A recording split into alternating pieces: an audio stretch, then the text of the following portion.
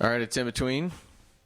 Are we talking now? We're talking. Hey, happy week number whatever of whatever we're doing. I guess that would be week 4 that we just... Yeah. Well, so like I told you, I'm going to, within a relative nature, I'm going to start releasing these in-betweens early. Okay. Until I think when we have about 8 weeks worth, that's when we'll start releasing the show. But these are going to come out ahead of time. So what we did was we just wrapped up week 4.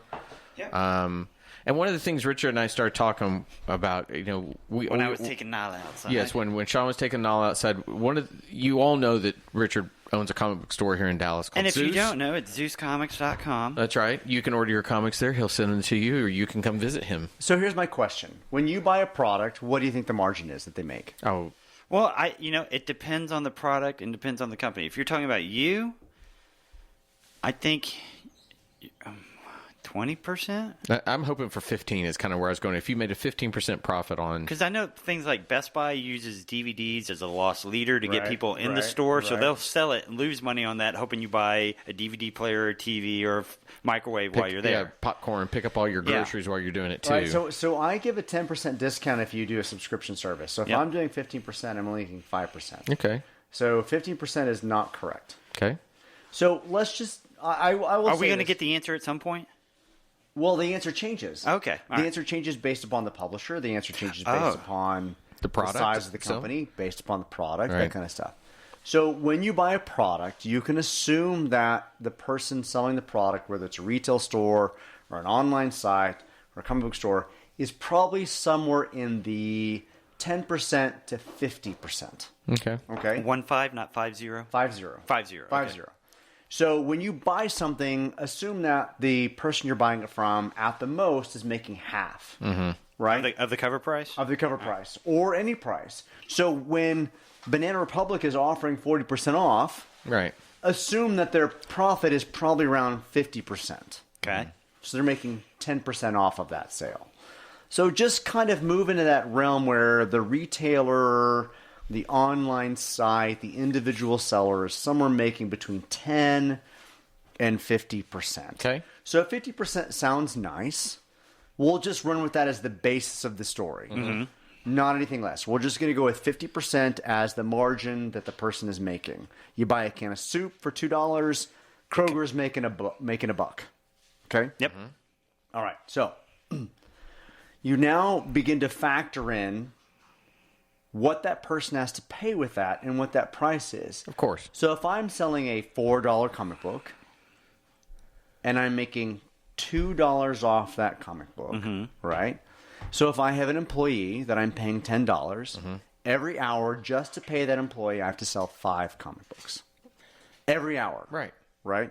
Yep. And there are dead hours. There are hours that nobody comes in. But I have to sell 5 comic books to pay 1 employee. Say my electric is $500 a month. How many comic books do I have to sell? I don't want to do math. Let's do the math. Let's divide 2 into 500. $2 into 500. I have to sell 250 50. comics Right. to pay my electric. For that month, yeah. Say your rent is $1,000 or $2,000 or $3,000 or $5,000. Say it's $5,000. How much do you have to pay? How many comic books do you have to sell to pay at half a margin, which is not necessarily always the margin. And the good You thing have to sell 10,000 comic books. well, there's a in order benefit. to You pay have to your sell. rent. You have to sell $10,000 worth of comic books. Some of that Correct. can be trades and stuff as well. So you're not talking about 10,000 individual issues. Just, Right. And, yeah. and if I can peel back for those that have forgotten, we did kind of touch on this early in the week. This all came about because I talk about a hobby shop I go to that to me gouges the price on some models. Right. And when I say gouges, when you increase the cost of a model By 100%. by 200%, when you're doing something that's, in my estimation, borderline obscene. And here's the reason really why I asked you about it, and then you brought up the wonderful point about the people that are selling online that are the biggest comic distributor there is. In this day and age, I look at a store like this place, and I'm not going to say their name because, hey, if you like them, great, and if you work there, I don't want to knock them. But there are so many ways that I can buy that online. And it's the part of the online nature that's going to kill stores like that. I think maybe my main thing was like, man, I could understand 100% markup. I really could. Because it is a big model. It is expensive. It's taking up a lot of space. Right. They can't put other lower cost ones there.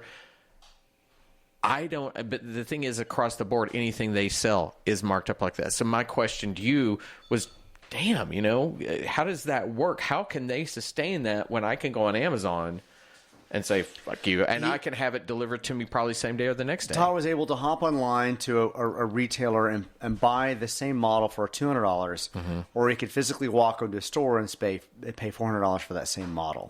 I mean, the price difference was huge. It was $200 between. And $400 is a lot for just about anybody especially for a model. It's a lot. It's a lot. So we kind of started to break down what it meant to buy and sell in terms of those things. And we talked about there's a number one comic book site. I won't send you there. Yeah, you don't need to worry. And they offer like 30% off of the cover price of a comic book. So they're making somewhere between 5 and 10 or maybe 20% at the most on these comic books, right?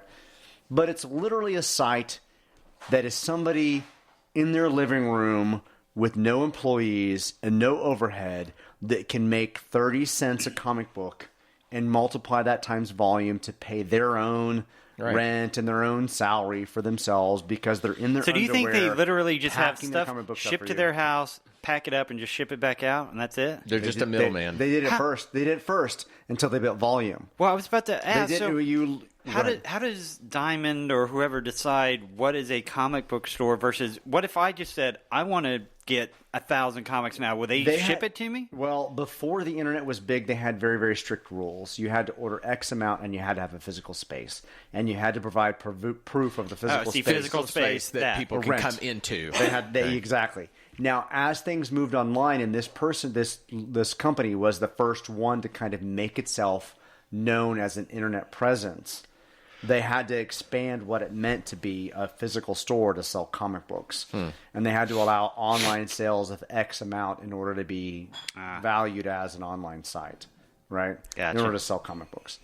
So this site, this company, they started off in their living room, in their underwear, selling comic books for a very large discount.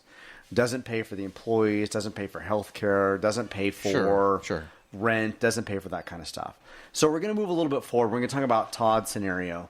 So we buy statues, right? We buy DC Direct statues that sell for $80 or $100 or $150.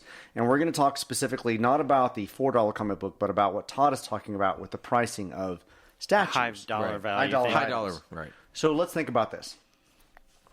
Let's say they bought that statue, right? Now, they're selling it for $400, right?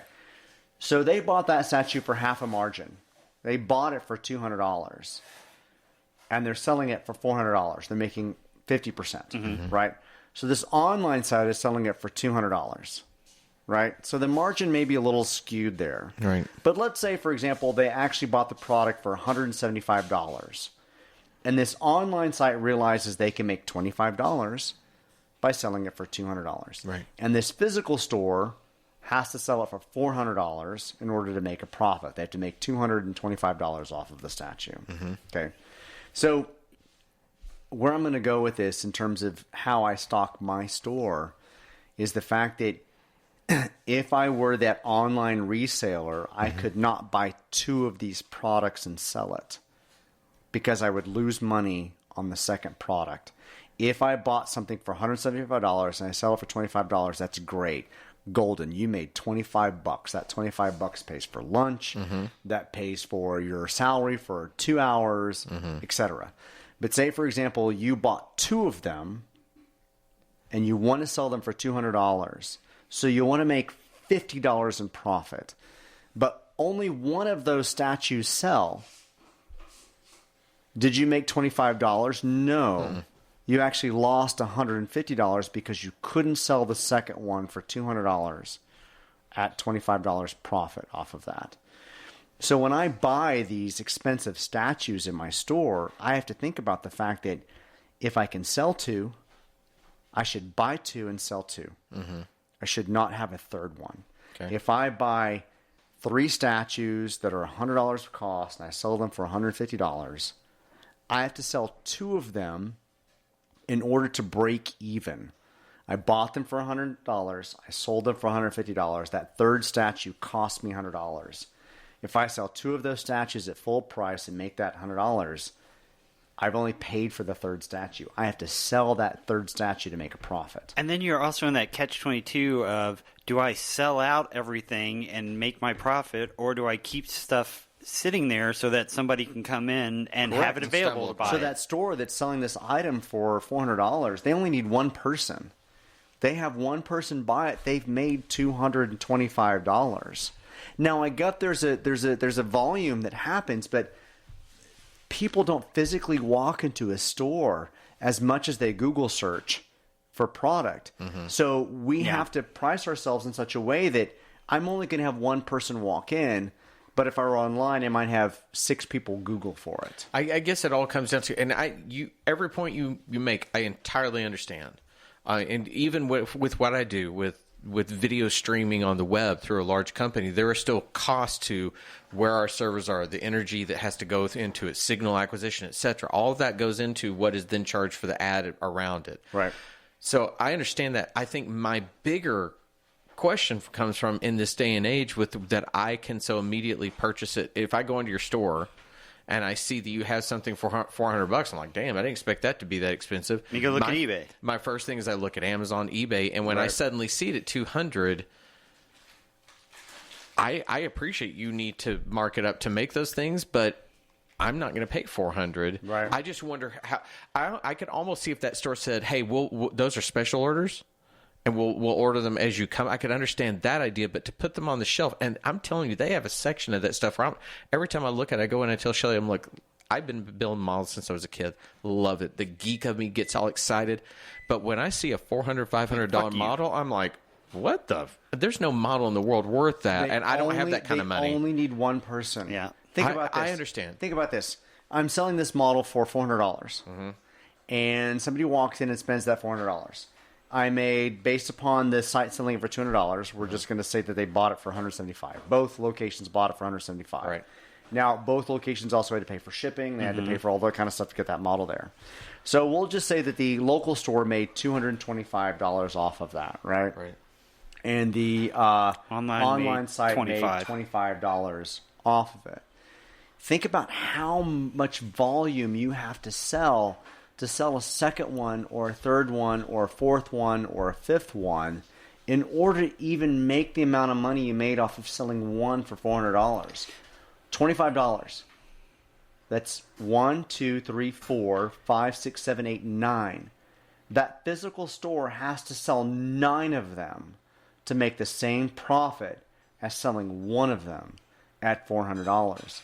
Now, I'm not saying that's valid, but I'm just reminding you that they can sell one of them and it would make the same money as selling 9 of them. I totally get versus selling them online. Totally get it. But you have to understand that the people that are selling them online, they don't have the same presence as that one physical store. But we also, there's so many times with even electronics, they talk about how that Best Buy, I forget what reason that they've actually turned their sales around, but they were hurting horribly because they were being treated as the place you went to look and see if you liked the TV, right? And then you would order it and save $150, $200. I will tell you this right now. I do not buy any product in my store more than $50. Unless you have a guaranteed unless sale. I have a guaranteed sale. That's fair. $50. Because you know what happens? It sits People there. go online.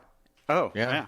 If it's more than $50, you don't buy from my store. So when somebody walks in my store and says, "Hey, do you have this expensive $100 hardcover?" I actually tell them I don't. And you know why? Because people don't want to spend $100 at my store. They want to go to Amazon and buy it for 35% off. Right. Well, that's great. You know what? If more of you bought that $100 hardcover in my store, I might be able to give you that discount, but I can't. Right. So my limit is $50. Well, Richard, to that point, that kind of brings in why I look at a store like that, and I'll see those same things sitting there for 6 months, and I wonder about that inventory that's sitting upon the shelf at that price point. Right. And when you do that, yours makes sense because, the online nature of it's going to change everything about it. And I do think that there is something to that. Again, I can't walk in. My wife would. I would. If you showed up with a $400 toy. Yeah, I would be killed. I would just simply be killed. at least if I can go, hey, I found this for $400 at this store, but I was able to get it for this, everybody wants to think that. And I think that it comes down to, at least I think that what you're doing